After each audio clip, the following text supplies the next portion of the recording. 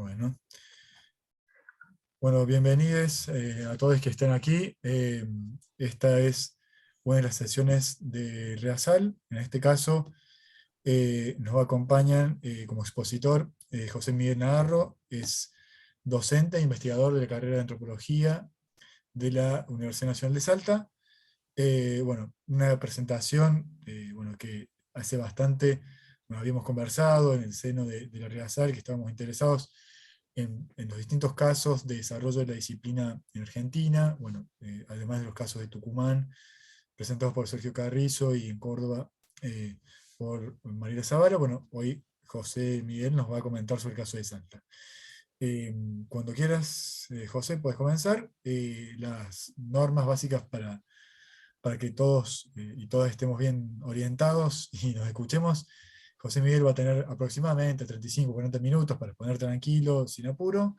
Luego abrimos a ronda de preguntas, comentarios, intercambio. Les vamos a pedir a todos y a todas que silencien su micrófono mientras expone José Miguel. Y luego sí, eh, pueden incluso preguntas por el chat o van pidiendo la pregunta y vamos admitiéndonos, así nos escuchamos entre todos y todas. Bueno, José Miguel, cuando quieras, te escuchamos. Gracias. Bien, buenas tardes. Un placer estar aquí. Y el tema de mi presentación de hoy es rescatar del olvido lo que fueron los inicios de la carrera de antropología en la Universidad Nacional de Salta. No quiero hacer una reconstrucción de la historia de la investigación antropológica en Salta en su totalidad, porque no tendríamos tiempo para eso, sino focalizarme concretamente en este punto que acabo de mencionar, y que fue objeto ya de un artículo publicado por mí hace varios años atrás. En aquella ocasión, el artículo fue bastante extenso y tuve que sacar fragmentos completos de él. ¿Por qué? Bueno, porque mencionaba quizás más de lo que me permitía aquella publicación en aquel entonces. Hoy día voy a tomar elementos esenciales de ese artículo y voy a mencionar otras cuestiones que no están dadas allí. Inclusive, si el tiempo me da, hablar de algunas figuras que, sin estar en la UNSA, correspondían a esos tiempos y que tenían que ver con la antropología, concretamente. Bueno, me gustaría entonces poner en pantalla el PowerPoint que voy a utilizar en esta ocasión. No es nuevo, ¿sí? He tomado elementos que ya tenía para otras charlas en otro tipo de circunstancias, pero bien, va a servir para que ustedes vean al menos los rostros de algunas de las figuras a las que me voy a referir. Lo que me va a interesar reconstruir son los diálogos teóricos que hubo en aquella época, del año 73 en adelante, entre distintas figuras de la antropología local. Digo local, pero debiera decir algo más que local, porque voy a mostrarles cómo nombres muy conocidos por ustedes tuvieron que ver con las discusiones que aquí se plantearon. Bueno, voy a comenzar entonces a compartir, ¿sí?, este PowerPoint. No sé si se está viendo. Sí, José, se ve bien. Bueno, acá lo colocamos, ¿sí? Entonces, título, y vayamos a algunas referencias históricas necesarias para saber cuándo nació la carrera de antropología en Salta y por qué. ¿Sí? La cuestión en concreta es que la carrera de antropología en Salta es relativamente nueva. No porque no hubiera actividad de investigación en Salta antes, la había, pero de hecho coincidió con la creación de la universidad, cosa que tuvo lugar después que se tomara una decisión en épocas del gobierno de facto de Onganía respecto a la creación de nuevas universidades en el norte del país. hubo una reunión de gobernadores allá por 1967 que llevaría a cristalizar esta posibilidad, y entre el año 1970 y 1972 se erigirían universidades nacionales en Salta, en Jujuy, en Catamarca y en Santiago del Estero. Ahora, parte de la actividad universitaria aquí ya había comenzado porque había institutos dependientes de la Universidad Nacional de Tucumán. Y estos institutos dependientes de la Universidad Nacional de Tucumán atendían ciertas carreras que sí se dictaban aquí y otras estaban completamente ausentes. Entre las carreras que aquí se dictaban estaba, por ejemplo, historia. ¿Sí? Se estudiaba aquí y después, en el momento de rendir, los estudiantes tenían que ir a rendir directamente a Tucumán. Ahora, cuando se crea la carrera, la Universidad Nacional de Salta, aquí en Salta, se piensa también en nuevas carreras. Y estas nuevas carreras, ¿sí? Necesitaban un perfil que se sepa exactamente qué tipo de carrera iba a ser, ¿sí? Cuál iba a ser su característica sobresaliente, etc. De manera tal que en 1973, concretamente en un mes de julio, entre el 19 y 22 de julio, como coloco ahí en pantalla, hay un simposio en Salta, se realiza en pleno centro de la ciudad de Salta, media cuadra, ¿sí?, de la Plaza 9 de Julio, que va a congregar a nombres no simplemente de la antropología nacional de aquel entonces, sino también miembros de la antropología latinoamericana muy conocidos. El caso de Manuel Marsal, Bartolomé Meliá, Javier Albó. Y este hecho terminó con el acuerdo de que Salta debía tener una carrera de antropología, ¿sí? No con un perfil de carácter etnológico, sino más bien en términos de lo que ya en aquel entonces se conocía como antropología social.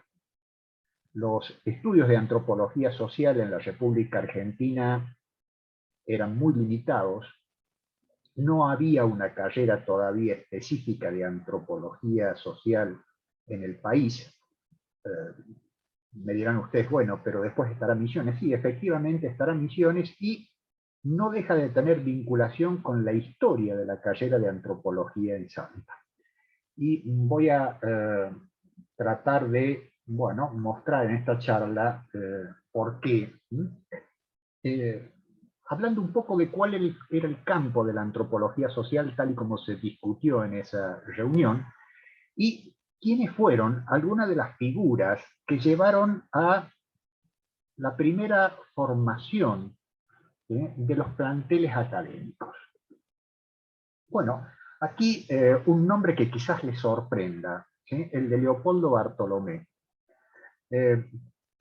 ¿Por qué? Porque es una figura siempre vinculada a Misiones, ¿sí?, no solo por el hecho de que él hubiera sido de origen misionero, ¿sí?, nació en el año 42 justamente en Misiones, sino por el hecho de que, bien, sorprende que la primera oferta laboral que Leopoldo Bartolomé recibió después de su doctorado para ejercer en el país, vino justamente de la recién creada carrera de antropología, ¿sí?, aquí en Salta.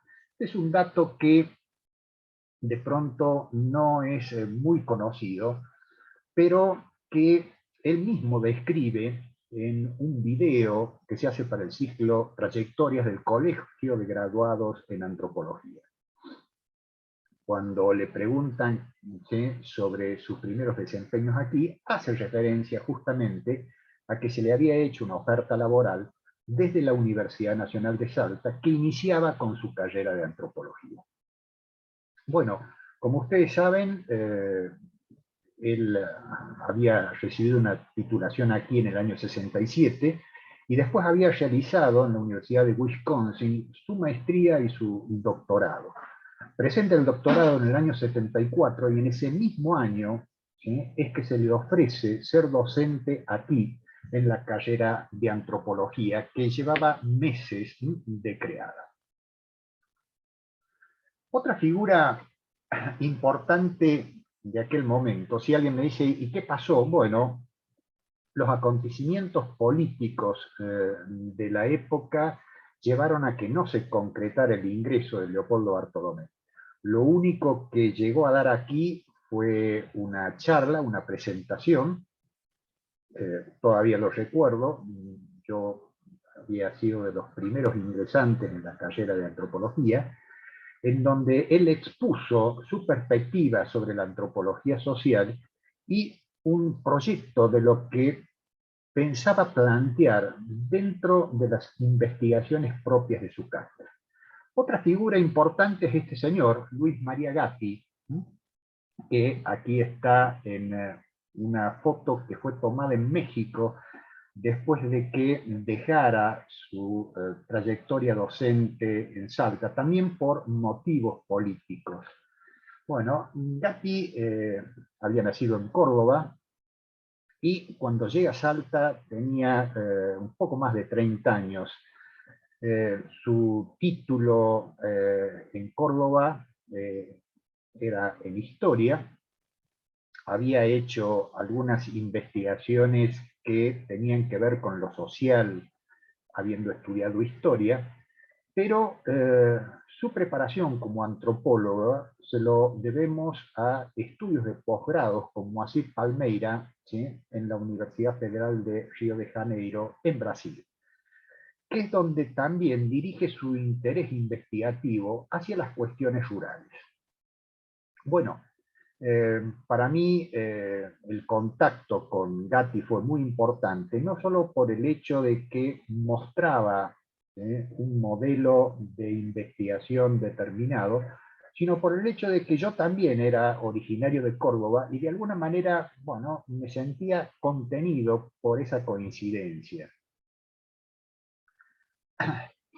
Gatti en general se sentía atraído por autores, ¿sí?, que colocó allí de inspiración marxista, pero al mismo tiempo tenía un diálogo muy interesante con antropólogos latinoamericanos, entre ellos Guillermo Bonfil Batalla, que después sería su mentor y su director de investigaciones en México cuando él migra, ¿sí?, de la República Argentina por circunstancias que lo excedían.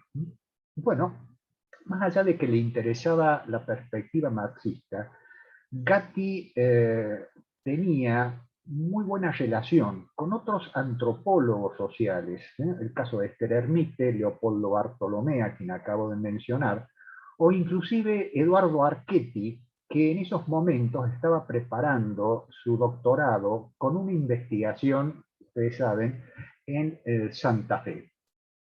Bueno, Gatti pensaba que este diálogo era muy importante y que no se podía tener una sola perspectiva, sino que la riqueza investigativa salía, ¿sí?, de contemplar una multitud de variables que, sin entrar en contradicción, hicieran, ¿sí?, a la complejidad del investigado.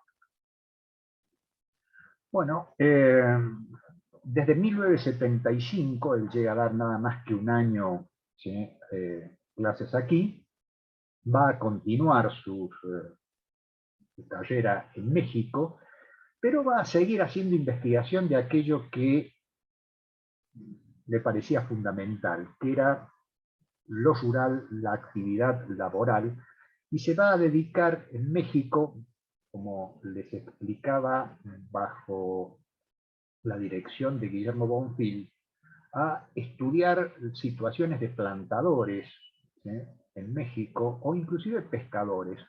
Uno de los trabajos que, bueno, más me recordó a sus clases y a sus perspectivas es este que menciono aquí, ¿sí?, los pescadores de México, porque de algún modo al leerlo recuperé, ¿sí?, la memoria de lo que él dictaba, ¿sí?, a comienzos de la carrera de antropología aquí en Salta. Bueno,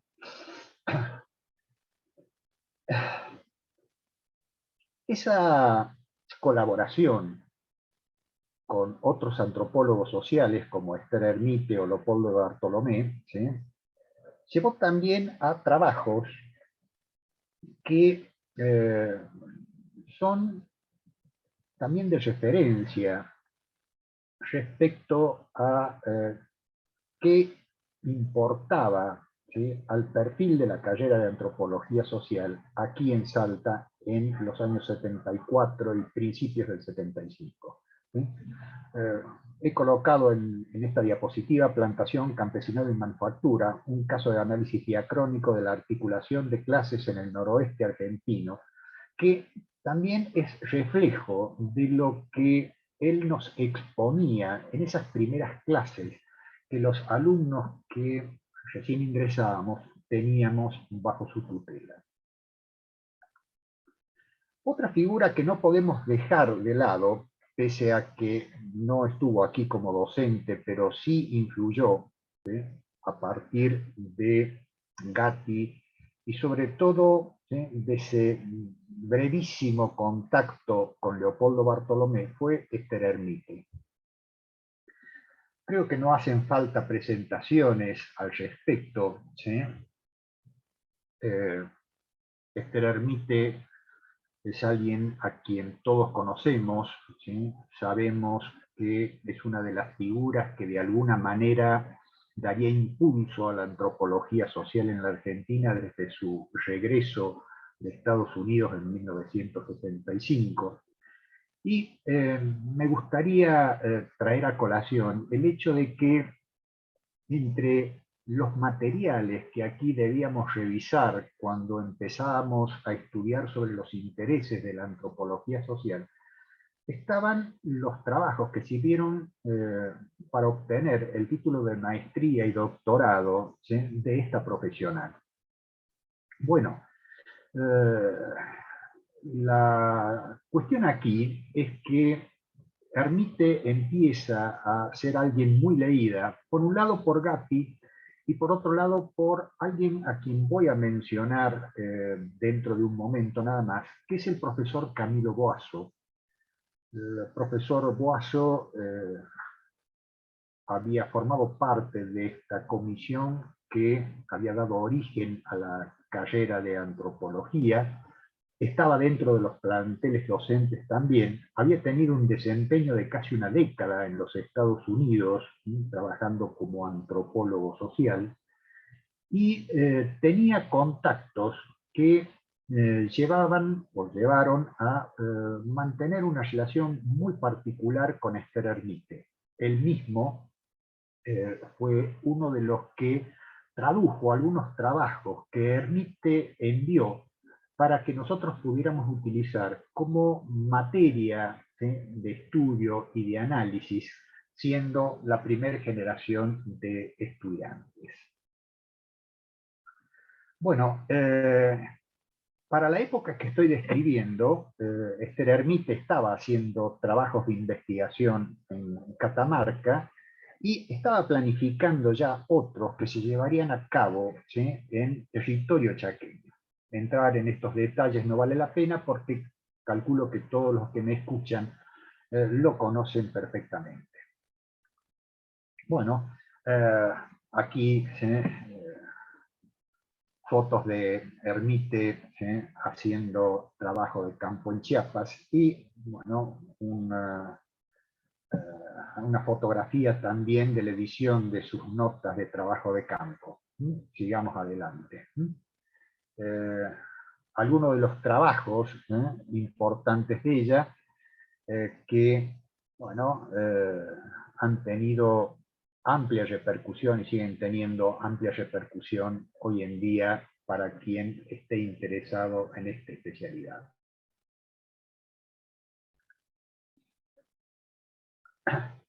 ¿Qué era lo que se rescataba de Ermite? Bueno, ciertas vinculaciones, aparte de lo hecho en Chiapas, aparte de lo que estaba haciendo en la República Argentina. Les decía, había ciertas vinculaciones que ligaban al profesor Boasso y particularmente a alguien que había sido nada más y nada menos que el director mentor de Hermite en sus posgrados. Me refiero a Julian Pitt Rivers. Julian Pitt Rivers había sido discípulo de Ernst Pritchard, y el profesor Boasso había hecho sus estudios de posgrado en antropología, estudios que incluyeron antropología lingüística, entre otras cosas, en la Universidad de Columbia. Estando allí y después desempeñándose durante un tiempo en investigaciones diversas en los Estados Unidos, es que, bueno, entre los vínculos que establece está justamente Julian Pitt Rivers. Nunca me quedará del todo claro, ¿sí?, cómo se vincularon Hermite, Boasso, ¿sí?, y Julian Pitt Rivers, pero bien, esto es lo poco que en este momento, ¿sí?, les puedo plantear. Cuando se utilizó como referente de lo que era la antropología social escritos de Esther Hermite, en parte tuvieron que ver con esa relación. Otra figura que impactó aquí es este hombre, Eduardo Archetti, fallecido en el 2005, una figura que también ustedes conocen sobremanera, y que, bueno, en el momento en que nace la carrera de antropología aquí, tiene vinculación fundamentalmente con Luis María Gatti. La trayectoria de Eduardo Archetti es muy conocida, ¿sí? Cuando muere en 2005 es una figura de la antropología europea, en particular de la Universidad de Oslo, y alguien que, bueno, había jugado un papel fundamental a partir de todas sus investigaciones llevadas a cabo en distintos países. Coloco aquí, para que ustedes lo recuerden nada más, los trabajos hechos en Ecuador, Burkina Faso, Zambia, ¿sí?, e inclusive Noruega. Bueno, ¿qué había pasado con Archetti? En el año 68 se había trasladado a París para hacer su doctorado bajo la dirección de Maurice Godelier, y bueno, sus intereses lo llevaron a cursar así con figuras preeminentes de la antropología de la época, ¿sí?, Lévi-Strauss, Vallandier, Dan Sperber.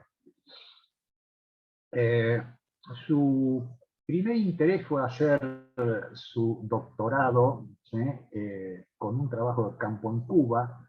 Ustedes sabrán, no lo pudo hacer, y entonces eso lo llevó a que, bueno, lo hiciera con ese trabajo sobre los colonos friulanos en Santa Fe, que se ha hecho hoy día un clásico. Bueno, en ese momento realmente nadie podía esperar quizás que Eduardo Archetti llegara a tener la trascendencia que realmente tuvo, pero lo que estudió en el norte de Santa Fe estaba en conocimiento de Gatti. Los dos estaban orientados más o menos en un mismo sentido teóricamente, se interesaban prácticamente por lo mismo, y eso llevó a que ciertos escritos tempranos de Archetti, que fueron previos a su presentación doctoral, fueran también utilizados aquí, y un referente para quienes comenzaban la carrera. Bueno, la tesis doctoral de Eduardo Archetti se presenta en el 76, pero lo que acabo de decir hace referencia a experiencias que datan del año 74, donde ya comienza a ser tomado, por lo menos en Salta, como alguien a quien hay que seguir dentro de las perspectivas teóricas de época.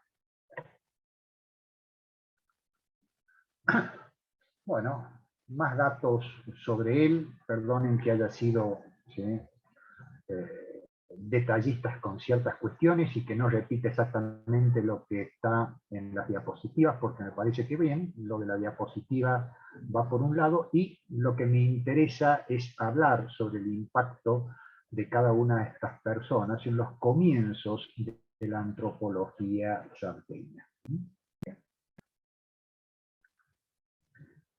Otra figura, ¿sí?, que aquí va a impactar es Hugo Ratier, un amigo personal, alguien a quien yo debo mucho, y que quienes cursamos allá por 1974 conocimos. ¿Por qué? Bueno, porque en ese año, en una de sus tantas llegadas a Salta, él expondría, ¿sí?, el contenido de, bueno, una de sus obras más conocidas, Villeros y Villas Miserias, que aparecería por primera vez en 1972. ¿Por qué Ratier empezaría a ser una figura importante? Porque sería el modelo de lo que implicaban ciertos estudios que también estaban dentro de lo que interesaba a la antropología social recién fundada en Salta. Estudios sobre marginación, pobreza, ¿sí?, y todo aquello que era invisible a los ojos de la sociedad de aquel entonces. Hugo Ratier tenía allegados aquí en Salta, y él cada tanto, ¿sí?, supo venir, salvo en aquella época en que tuvo que exiliarse en Brasil, ¿sí?, para después volver a la Argentina recién en 1985. Lo conocí siendo estudiante, pero después ya estando graduado, me recibo en el año 1979, ya mi relación con él fue distinta, y muchas veces que llegó a Salta me tocó reunirme con él, ¿sí?, acercarlo hacia los domicilios donde iba, etcétera, etcétera, etcétera, y trazamos una relación que llegó hasta justamente momentos del último Congreso Argentino de Antropología Social, que fue lo último que compartimos entre los dos. Bueno, la perspectiva de Hugo Ratier sobre entonces la antropología social fue otra cosa que se sumó aquí en los comienzos, en esa carrera que veíamos se había perfilado muy tempranamente, que termina de organizarse en el 73 y ya tiene dictados de clases, ¿sí?, en el 74.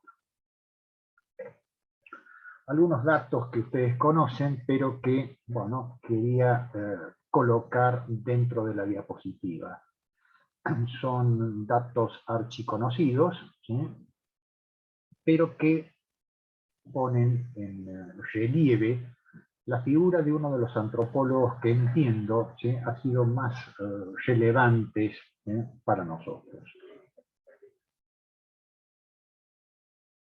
No sé si voy muy rápido con las diapositivas, espero que no, ¿sí?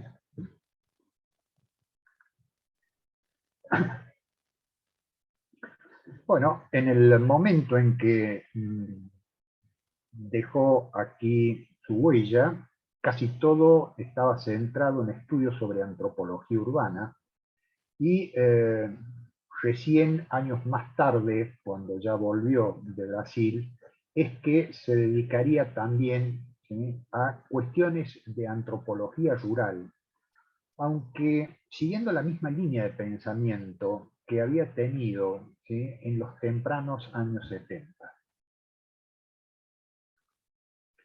Bien, y acá, ¿sí?,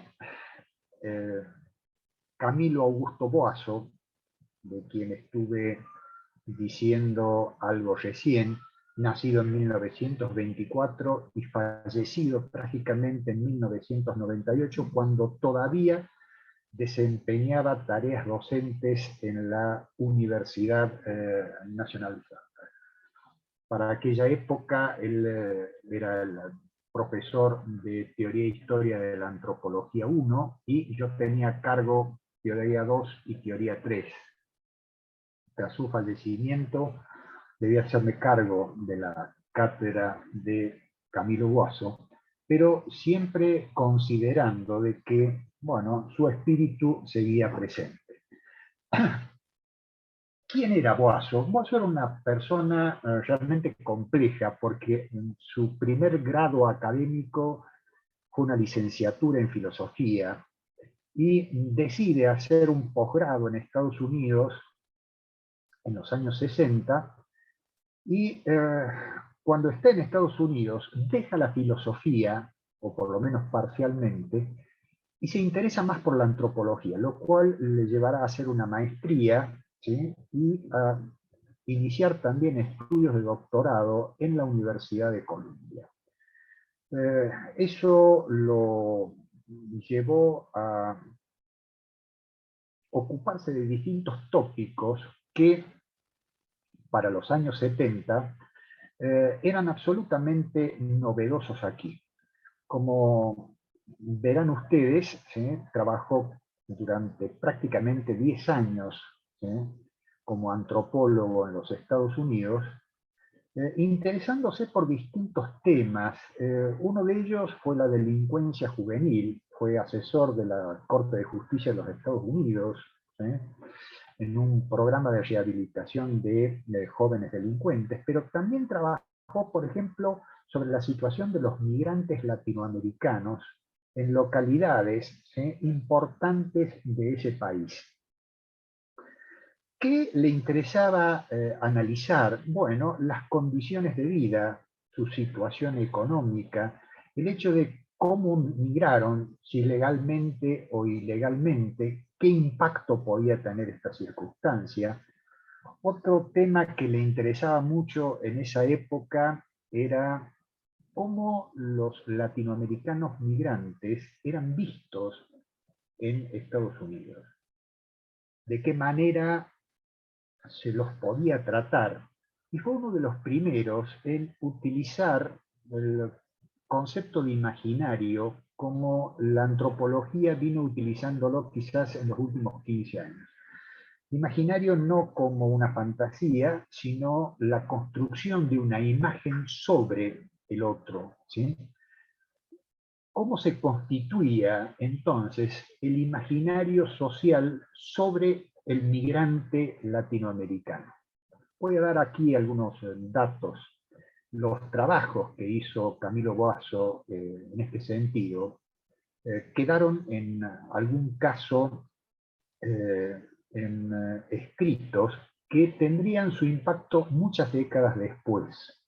Hace unos 20 años atrás, y quizás estoy, digamos, no siendo muy preciso, un doctor de la Universidad de Washington, James Lackey, llegó aquí a la Universidad Nacional de Salta interesado por hacer estudios sobre migrantes bolivianos a la República Argentina. Esto había sido su especialización también en Estados Unidos, trabajando con migrantes mexicanos en territorio norteamericano. Y elige Salta no solo porque, bien, la situación fronteriza de nuestra provincia, sino porque tenía conocimiento de algunas de las investigaciones que en los años 60 había realizado Camilo Boasso. La relación con el doctor James Lackey se mantiene, o lo mantengo yo hasta el día de hoy. Me tocó ser su asistente aquí. Y bien, el otro referente que él tenía fueron algunas investigaciones que yo realicé cuando me inicié como director de proyectos financiados por el CONICET. De eso, ¿sí?, podremos hablar después, si ustedes quieren. Bueno, vuelve en los años 70 aquí en la Argentina, y aquella reunión que se hace para definir el perfil de la nueva carrera de antropología en Salta cuenta con su presencia. Y antes había estado dando cursos en Rosario y en la Universidad de San Juan. De hecho, llega aquí a Salta como representante de la Universidad de San Juan y decide directamente quedarse aquí y formar parte de los nuevos planteles docentes de esta carrera recién creada. Entre los escritos que vale la pena considerar de este hombre, aquí he seleccionado dos, ¿sí? El estudio socioeconómico y cultural de Salta, ¿sí? Un trabajo en varios volúmenes publicado por el Consejo de Investigación de la UNSA, y otro trabajo quizás parezca menor, que lo muestra en términos de su perspectiva científica, ciencia social y dimensión empírica del conocimiento. ¿Por qué hablo de su perspectiva científica? Bueno, porque su inicio en la filosofía lo había llevado, entre otras materias, a la epistemología. Y aparte de su preparación en antropología lingüística y antropología social, lo epistemológico era una cuestión que lo apasionaba.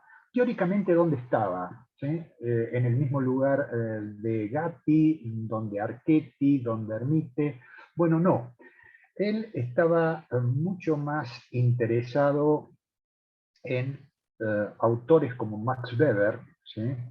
Aquella perspectiva weberiana respecto al análisis del sentido subjetivo puesto por los actores sociales, era un tema que realmente lo obsesionaba. Pero aparte era un admirador de ciertos antropólogos que todavía no se mencionaban en la República Argentina, como Clifford Geertz, por ejemplo, haciendo los cursos con Camilo Guaso ya en el año 74, teníamos que leer a Clifford Geertz. No estaba traducido y él se encargaba de preparar esas traducciones que nosotros después, bueno, imprimíamos con mimeógrafo y utilizábamos para satisfacer sus exigencias. Estaba muy interesado también en figuras filosóficas como Wittgenstein. ¿Por qué? Bueno, porque una de las preguntas que él siempre se hacía era ¿de dónde sale el significado que atribuimos a las cosas en nuestras prácticas? Y el segundo Wittgenstein era uno de sus elementos de referencia. Esto a qué obligaba a que de pronto quienes estudiaban con Camilo Guaso tuvieran también la necesidad de estar preparados en filosofía. De hecho, los primeros planes de la carrera tenían un contenido en filosofía que hoy día, desgraciadamente, ya no hay. Por lo tanto, cuando dicto mis cátedras de teoría, de pronto hago mención a ciertos filósofos que me gustaría que los alumnos conocieran y desgraciadamente no han leído. ¿Por qué? Bueno, porque la teoría antropológica no se circunscribe solo a lo que los antropólogos escriben, sino que también está muy influida por pensadores que proceden de distintas disciplinas. Y Guaso lo que hacía era mostrarnos justamente ese tipo de diálogo. Y aquí uno de mis formadores principales, Osvaldo Maidana. Y voy a dar un dato sobre mí que no he dado todavía en esta charla. Cuando inicié mi carrera, yo inicié dos especializaciones, antropología social y arqueología. Y la seguiría, ¿sí?, hasta el final. Bueno, Osvaldo Maidana, desaparecido en el año 2014, es decir, no hace mucho tiempo atrás, era un docente también tan particular como Camilo Guaso. Había nacido en Maimará, en Jujuy. Se había preparado en la Universidad de Tucumán estudiando ciencias de la educación, pero se había volcado muy tempranamente a la arqueología, trabajando entre otros con Antonio Serrano. Una de las colecciones de piezas líticas más importantes de Serrano, ¿sí?, la República Argentina, está justamente aquí, ¿sí?, en Salta. Y quien les habla en determinado momento fue, bueno, quien estuvo a cargo de esa colección. Osvaldo Maidana dictaba prehistoria general y hacía investigaciones arqueológicas en las provincias de Salta y Jujuy. Para el año 1975, siendo todavía muy joven, no había cumplido todavía 18 años, me presento a un concurso que tenía por finalidad seleccionar auxiliares de investigación que iban a desempeñarse también como ayudantes alumnos en la cátedra maidana. Yo no pensé jamás obtener ese lugar, pero lo obtuve. Y desde entonces, Osvaldo Maidana fue mi maestro. Él pertenecía a un pueblo originario y para mí eso fue fundamental. Lo acompañé a hacer trabajos de campo hasta que fue desvinculado de la universidad en el año 78. Yo había comenzado a hacer mi tesis de licenciatura. Y Maidana fue un modelo no solo para la arqueología, sino también para la antropología social. Ustedes me dirán, ¿y por qué para la antropología social? Porque él insistía en que toda investigación arqueológica debía involucrar la relación que un yacimiento podía tener, y el significado que ese yacimiento podía tener para la gente que vivía en las proximidades. Y en ese artículo que mencionaba, escribí hace unos años atrás, hacía alusión a una experiencia con pinturas rupestres que están en Huachipas y en Alemania, que hoy día están consideradas partes del patrimonio provincial, en aquel entonces todavía no. Osvaldo Maidana nos llevó a hacer una investigación allá, quería hacer un registro de estas pinturas. Pero cuando llegamos a los aleros, él ya los conocía y sabía de esto, nos encontramos con que había juguetes de niños, pellones utilizados para la montura de animales, hojas de coca y un montón de cuestiones más. Las pinturas eran del periodo tardío y enseguida le preguntamos, ¿qué ocurre con esto? Bueno, Maidana nos dice, lo que ocurre es que estas pinturas tienen un significado para la gente del lugar. Y antes de que tomemos los registros fotográficos de estas pinturas, tenemos que averiguar qué implica para la gente esto. Nos hizo trabajar durante un poco más de 2 meses al respecto. ¿Qué pudimos averiguar? Que en el siglo XX, allá por los años 30, se produce un conflicto entre dueños de tierras y gente que criaba animales en la zona y que había vivido allí durante toda su vida, en algunos casos generación tras generación. Estando en peligro de perder el lugar donde habían vivido y donde criaban ganado, recurren a las autoridades para que los dejen seguir viviendo allí, no pasa nada. Recurren incluso a la iglesia para ver si la iglesia puede hacer algo al respecto y tampoco. Y entonces lo que deciden es pedir estas imágenes. Milagrosamente, en muy poco tiempo, el conflicto por las tierras cesa y ellos se pueden quedar. Y comienza entonces un culto que, bueno, duró décadas. Cuando se abrió hace poco el acceso a los turistas a estas pinturas, desgraciadamente, bueno, este culto desapareció. Pero, ¿qué quiero expresar con esta anécdota? Que Maidana primero nos hacía hacer investigación social y recién después el trabajo arqueológico.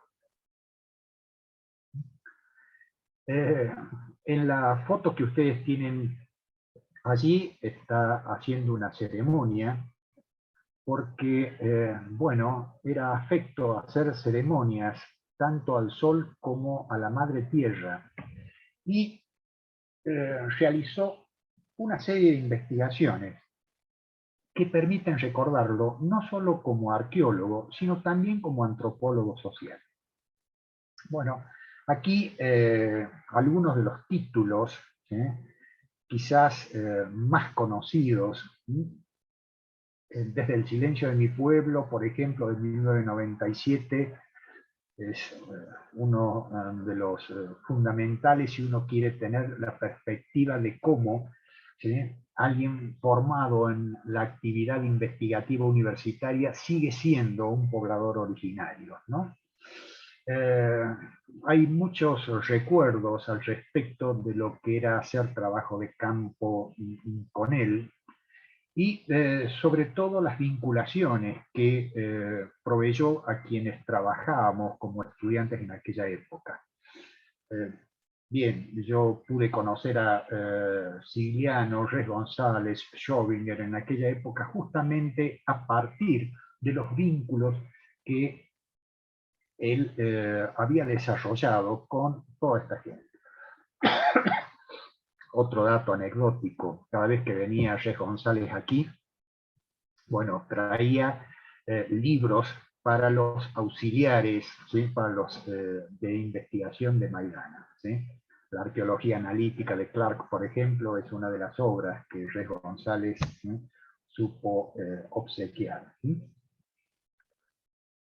Bueno, cuando se desvincula o los desvinculan de la universidad, él se dedica de pleno a la reivindicación, ¿sí?, de los derechos de las comunidades originarias en un grupo, ¿sí?, que llevó por nombre Mozoj Inti y que no sé si al día de hoy sigue o no subsistiendo, pero que tenía ramificaciones en otras provincias, ¿sí?, aparte de Salta y Jujuy, como Mendoza y Córdoba.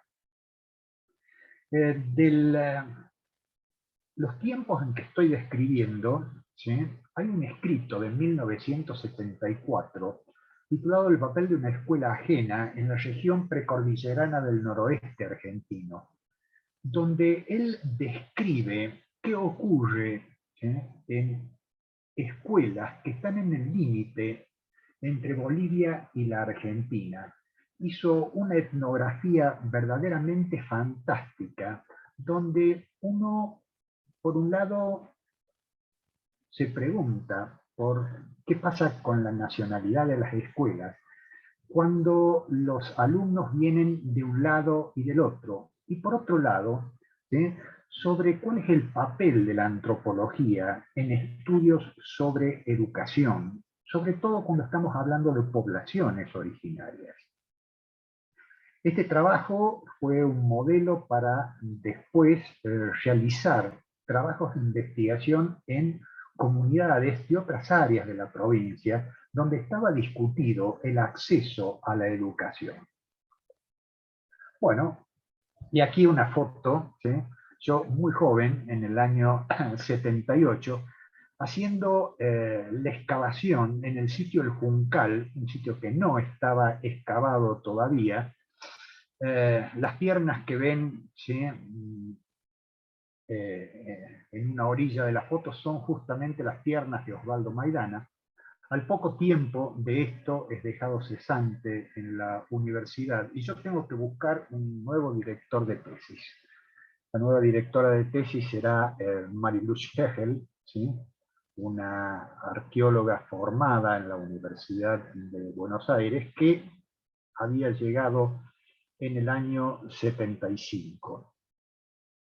Bueno, puse esta foto un poco por alimentar mi ego, ¿sí?, y por otro lado para que vieran que la especialización en arqueología se hacía con una práctica muy grande. Ese yacimiento, el Juncal, tenía que ver con penetraciones tempranas, ¿sí?, de culturas como San Francisco y Candelaria sobre el Valle del Lerma. Y justamente allí encontramos cementerios de párvulos, ¿sí?, cuyos restos debían ser analizados después por el doctor Marcelino, ¿sí?, de la Universidad Nacional de Córdoba, alguien que seguramente fue mencionado en la charla anterior a la mía, porque es uno de los referentes del nacimiento de los estudios antropológicos, ¿sí?, en esa provincia. Conocí al doctor Marcelino, tenía una vinculación con el Museo de Antropología donde hacíamos prácticas los estudiantes en la UNSA, y desgraciadamente los estudios de restos óseos de los chicos enterrados no fue posible porque las cátedras de arqueología terminaron cerrándose tempranamente entre los años 78 y 79, y también el museo donde estaban los laboratorios donde esto se podía llevar a cabo. Otra figura que quiero mencionar es el de esta mujer, Alcira Ignacio, fallecida en 2013, ¿sí? Legó su familia hace poco toda su biblioteca a la Universidad Nacional de Salta.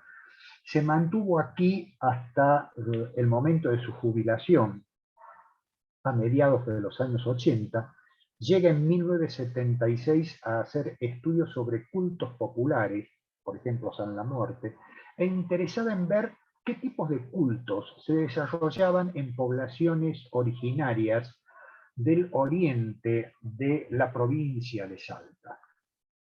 Bueno, su obra quizás más conocida de las investigaciones que realizó del 76 hasta principios de los 80 es esta: Confluencias cosmovisionales en la creencia y el culto a la Virgen de la Peña, publicado también por la Universidad Nacional de Salta. Dio aquí materias como antropología rural y antropología aplicada, e hizo investigaciones sobre la Ruta 34. Esas investigaciones con la Ruta 34, sobre la Ruta 34, bueno, estuvieron vinculadas a esta otra figura, Jean Velard, ¿sí?, el compañero de viajes de Lévi-Strauss. Como ustedes saben, para esta época Jean Velard era director del Museo Etnográfico de Buenos Aires, dictaba también cursos en la Universidad de Buenos Aires y realizaba investigaciones en el norte del país. Bueno, algunos datos conocidos, ¿sí?, sobre Jean Velard. No voy a detenerme mucho en esta diapositiva porque creo que son cosas que todos los oyentes saben. Lo que sí me gustaría recalcar, porque eso es un dato que quizás no es tan sabido, es que hay una vinculación entre Alcira Ignacio y Jean Velard para realizar investigaciones durante un tiempo sobre la Ruta 34. Y esas investigaciones sobre la Ruta 34 me contarían también, ¿sí?, aquí una foto de Jean Velard en Brasil, en la década del 30, cuando era compañero de viajes de Lévi-Strauss. Bueno, algunas de las obras más conocidas, ¿sí?, de Jean Velard.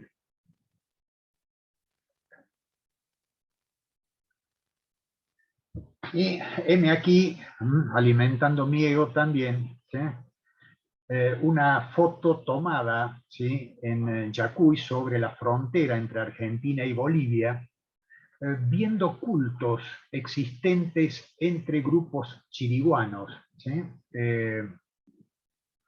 Ese trabajo de investigación, que duró varios meses, yo era todavía estudiante, esto es del año 77, era quien estaba encargado por Ignacio para todo lo que fueran fotografías.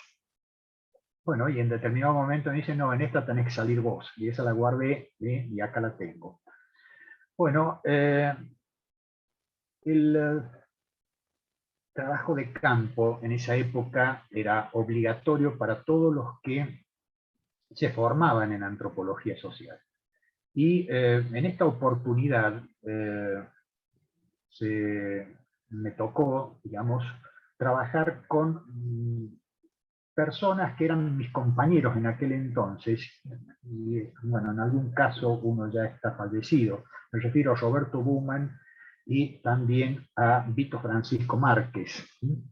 Roberto Buhmann fue una figura dentro de la Universidad Nacional de Salta, demoró mucho en recibirse porque permanecía haciendo etnografías y de pronto le decían, bueno, tenés que hacer 2 semanas, él hacía 2 meses de trabajo, y fue uno de los vínculos más grandes que supo tener aquí Jean Velard. Él sabía que podía contar con él.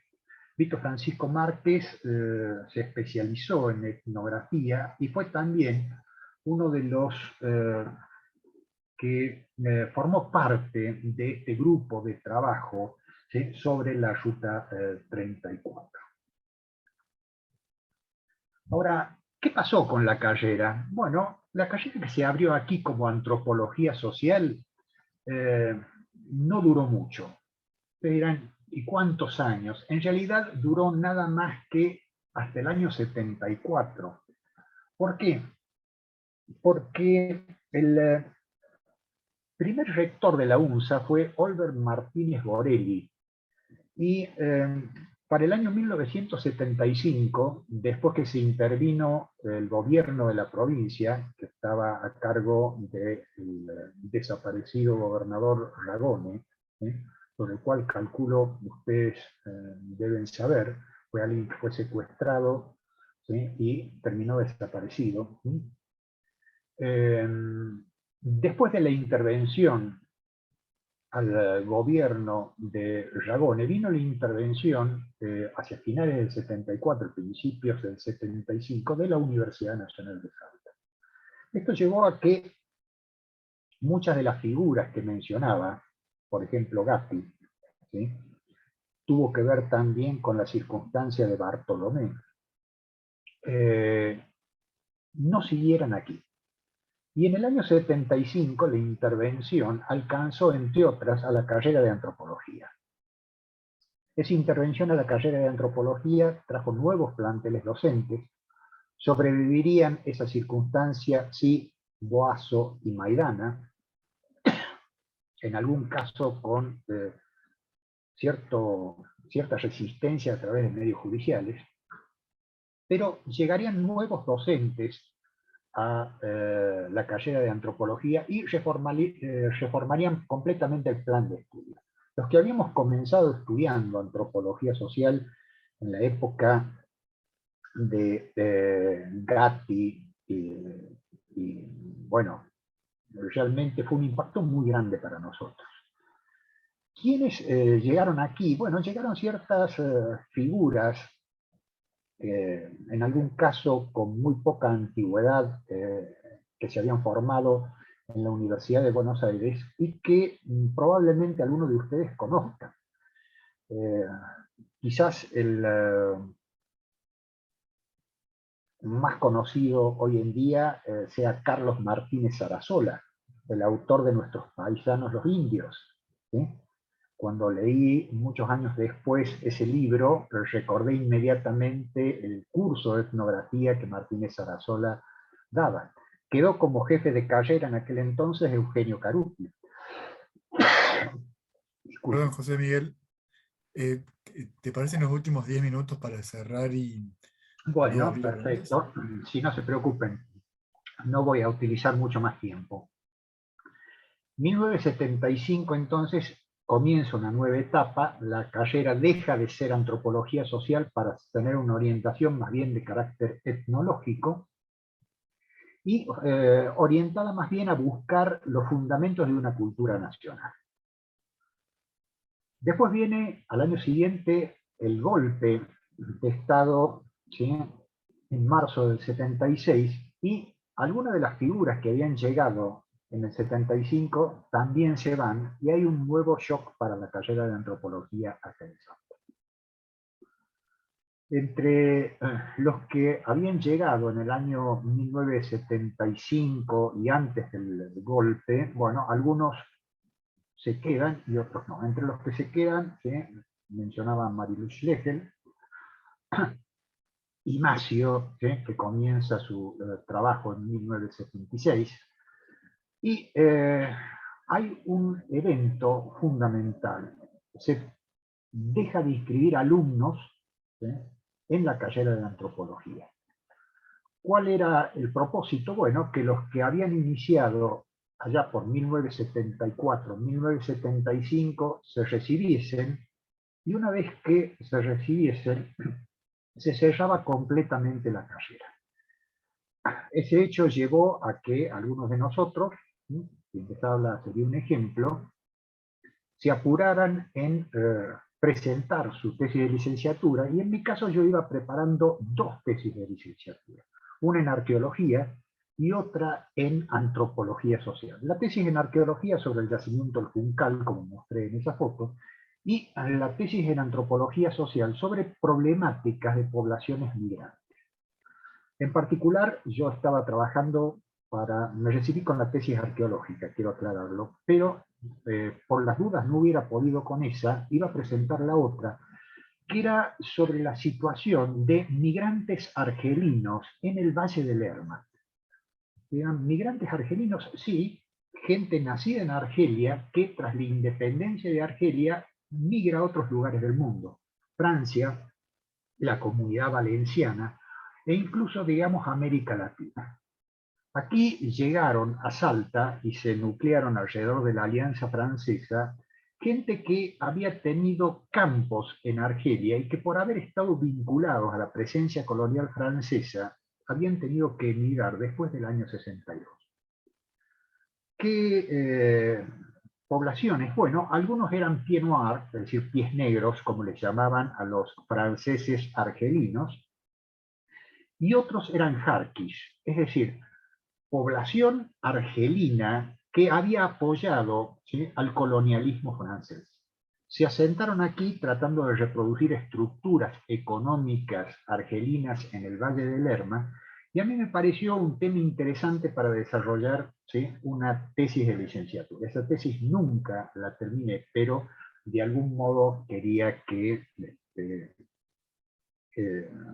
bueno, apareciera dentro de mi exposición de hoy. Me recibo en el año 79 y poco tiempo después, quienes estábamos ya en esa condición, organizamos la Asociación Salteña de Antropólogos. Y cuando retorna la democracia, logramos que la universidad constituya una comisión para la reapertura de la carrera de antropología. Dentro de esa comisión, bueno, yo formé parte como representante de la Asociación Salteña de Antropólogos, y en 1984 reabrimos la carrera, que es la que está presente hasta el día de hoy. No con el mismo plan de estudio, por supuesto, ha habido varios desde entonces, pero bien, la historia más reciente de la carrera de antropología en Salta es la que se da a partir de su reapertura en adelante. Aquel artículo que yo escribí y esto que expuse el día de hoy tiende a recordar lo que fueron, ¿sí?, los inicios, ¿sí?, más primigenios de la carrera de antropología allá por los años 73 y 74, cosa que hoy ha caído prácticamente en el olvido. Solamente otra profesora y yo quedamos de aquella época dentro del plantel docente actual, y eso, bueno, me motivó a exponer esto, ¿sí?, en la charla del día de hoy. La resolución que permitió la organización de esa comisión fue la 424/84, y dentro de esa comisión estaban, todavía porque pertenecían al plantel docente, eran los únicos docentes que quedaban, ¿sí?, Camilo Boazo y Alciri Macio, Boazo desde la fundación de la carrera, como miembros por la Asociación Salteña de Antropólogos, quien les habla, y Nicolás Vista, y como delegados del Centro de Estudiantes, Inés Portal y Roberto Buman. Roberto Buman se había iniciado con los primeros estudiantes, pero todavía en 1984 no se había recibido y seguía siendo miembro del Centro de Estudiantes. Terminaría tiempo después siendo el director de la radio, el primer director de la radio de la universidad. Y esto, bueno, una foto de aquella resolución que se me ocurrió poner sobre el final. Bien, diría entonces que con esto ¿sí? Cerramos, ¿sí? Dejo de hacer la presentación y Muchas volvemos. gracias. No, no, al contrario, me hubiera gustado que esto fuera con otro orden, ¿sí? Hay mucho detalle que no he podido exponer, pero hay un artículo que está en ya conocimiento de la RIASAL que pedí yo se difunda después de mi charla. Y aquí Bueno, quedo abierto a las preguntas que pudieran hacer. muchísimas gracias, José Miguel. Ahora, bueno, vamos a abrir, si les parece, una primera ronda de preguntas. Voy a detener la grabación, bien, para que iniciemos